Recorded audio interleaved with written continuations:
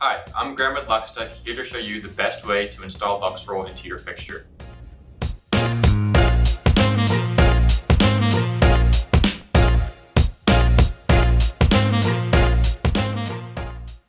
The only tools you'll need are a cutting device, standard ESD safety equipment, and a way of measuring like a benchtop tape measure. Using a dispenser makes it super easy to reel out LUXroll right in your assembly table for a quick install. First, you'll need to measure out the required length for the fixture. It helps to secure the far end of LUXroll when measuring to minimize any slack. You can either use the fixture itself as a length guide and mark the cut point, or use a benchtop measuring tape to measure the product out.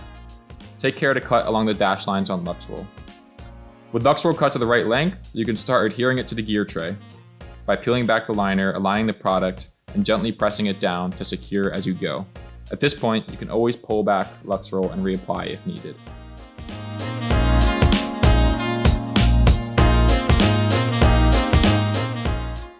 Next, you can attach the needed wires into the poke-in connectors.